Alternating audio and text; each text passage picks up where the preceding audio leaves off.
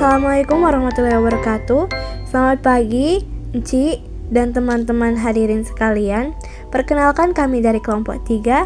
Di sini kami akan mempresentasikan materi kami, yaitu koloid. Berikut ini merupakan anggota-anggota kami. Saya Nabila Salsabila Syawi sebagai moderator dan teman-teman saya yang lainnya yang akan menyampaikan materi. Apa itu koloid?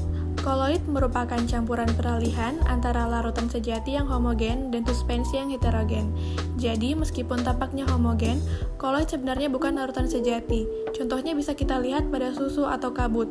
Keduanya tampak seragam, tapi partikel di dalamnya masih cukup besar untuk menimbulkan efek tertentu.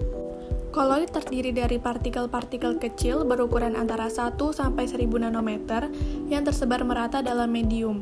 Ukurannya terlalu kecil untuk bisa dilihat langsung dengan mata, tapi cukup besar untuk bisa menghamburkan cahaya.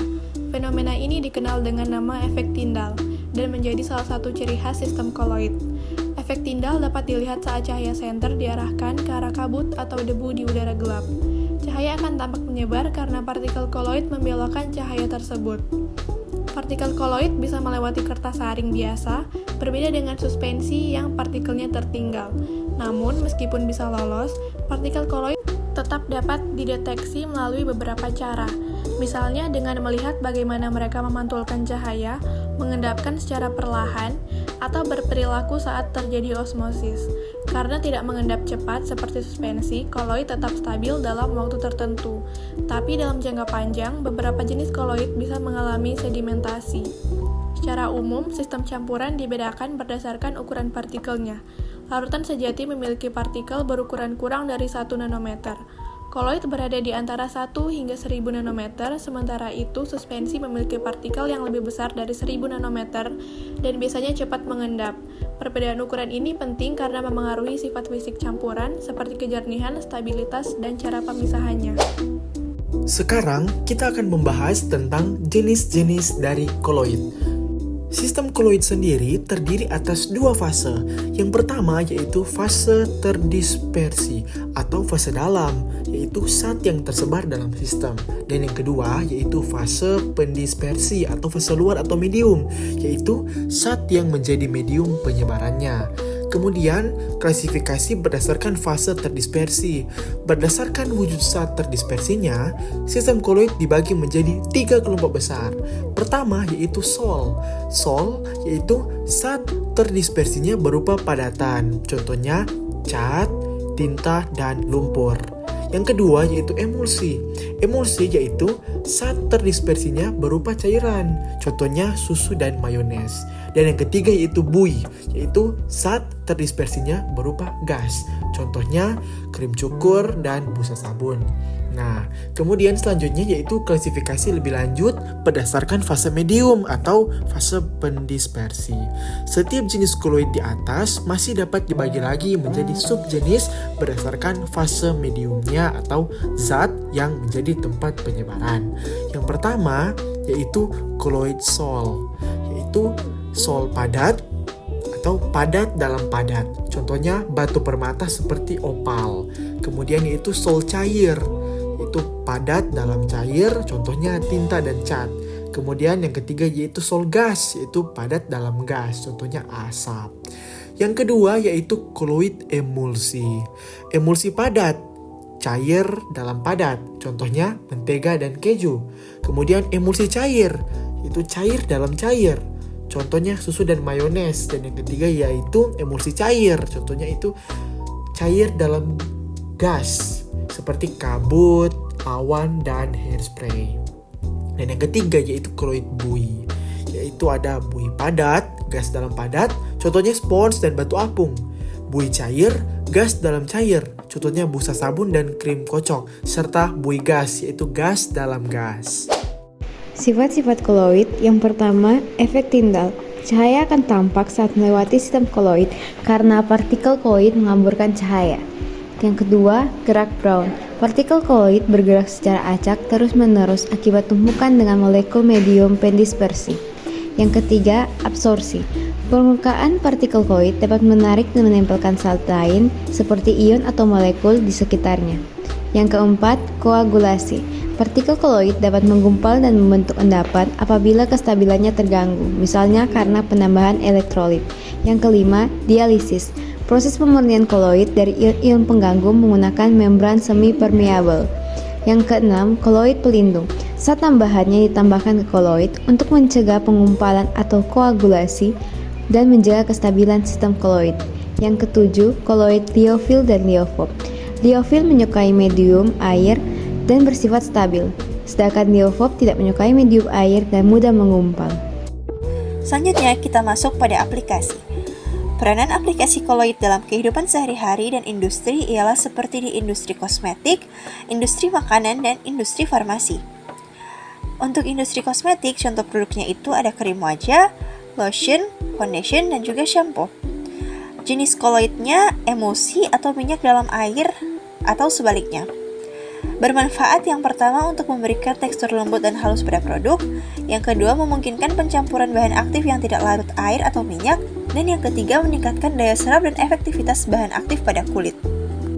Kemudian pada industri makanan, contoh produknya ada susu, es krim, mentega, dan juga mayones. Jenis koloidnya emulsi, buih, dan sol. Bermanfaat yang pertama menciptakan tekstur dan rasa yang menarik, yang kedua menstabilkan campuran bahan makanan, dan yang ketiga memperpanjang masa simpan produk makanan. Dan yang terakhir pada industri farmasi, contoh produknya itu ada obat sirup, suspensi, salep, dan vaksin. Jenis koloidnya sol, emulsi, dan gel. Bermanfaat yang pertama membantu distribusi zat aktif secara merata, yang kedua meningkatkan bioavailabilitas obat, dan yang ketiga memungkinkan formulasi obat-obat khusus seperti obat topikal dan injeksi koloid. Namun, selain banyak manfaatnya bagi kita, ada juga koloid yang dapat mencemari lingkungan di sekitar kita. Koloid-koloid yang dapat menimbulkan pencemaran terhadap lingkungan kita antara lain itu ada aerosol cair, asap pabrik, asbut, dan juga lumpur panas. Untuk aerosol cair sendiri, contohnya itu adalah kabut hasil pembakaran bahan bakar. Dampaknya bisa mengganggu pernapasan dan juga menurunkan kualitas udara. Kemudian ada asap pabrik, merupakan aerosol padat yaitu partikel padat yang tersebar dalam gas.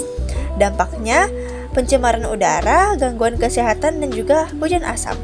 Kemudian ada asbut atau asap dan juga kebut, kombinasi asap kendaraan dan kabut. Berdampak menyebabkan smog atau asbut fotokimia yang memicu iritasi mata dan saluran pernapasan. Dan yang terakhir ada lumpur panas, contohnya itu semburan lumpur lapindo yang berdampak merusak ekosistem, menenggelamkan permukiman, dan menyebabkan kerugian ekonomi dan sosial. Selanjutnya ialah metode pembuatan koloid. Pembuatan koloid dapat dilakukan melalui dua metode utama, yaitu yang pertama ialah metode dispersi. Metode ini mengubah zat berukuran makroskopis atau kasar menjadi partikel koloid atau mikroskopis, terdiri atas 3 jenis, yaitu yang pertama dispersi mekanik. Dilakukan dengan penggilingan atau pengurusan zat padat atau pengadukan kuat untuk zat cair. Contohnya ialah pembuatan sol belerang. Yang kedua ialah dispersi elektrolitik. Menggunakan arus listrik tegangan tinggi untuk mengubah logam menjadi partikel koloid. Contohnya ialah pembuatan sol emas, platina, dan perak. Ketiga ialah peptisasi, yaitu mengubah endapan kasar menjadi partikel koloid dengan menambahkan zat elektrolit yang mengandung ion sejenis. Contohnya ialah pembuatan sol nikel sulfida dengan menambahkan gas H2S ke dalam endapan. Metode pembuatan koloid. Pembuatan koloid dapat dilakukan melalui dua metode utama, yaitu yang pertama metode kondensasi. Metode ini menyatukan ion, atom atau molekul kecil menjadi partikel koloid melalui reaksi kimia. Terdapat beberapa jenis reaksi. Yang pertama, reaksi redoks. Reaksi oksidasi reduksi menghasilkan partikel koloid. Contohnya, 2H2S plus SO2 menghasilkan produk 3S plus 2H2O. Yang kedua, reaksi hidrolisis. Senyawa garam yang mengalami hidrolisis membentuk partikel koloid. Contohnya, FeCl3 plus 3H2O menghasilkan produk FeOH3 plus 3HCl. Yang ketiga, reaksi penggaraman atau presipitasi. Reaksi antara dua garam membentuk endapan yang kemudian dijadikan koloid. Contohnya, AgNO3 plus NaCl menghasilkan produk AgCl plus NaNO3. Yang keempat, penjenuhan larutan. Larutan jenuh dipertemukan dengan pelarut tertentu sehingga membentuk gel koloid. Contohnya, pembuatan koloid kalsium asetat menggunakan alkohol.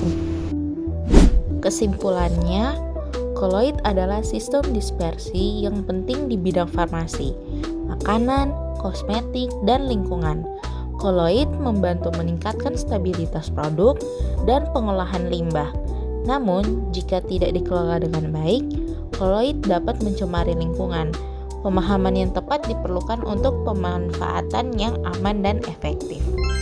Baik teman-teman, sekian presentasi dari kami. Terima kasih atas perhatiannya dan mohon maaf jika ada salah sepatah dua kata. Selamat pagi. Wassalamualaikum warahmatullahi wabarakatuh.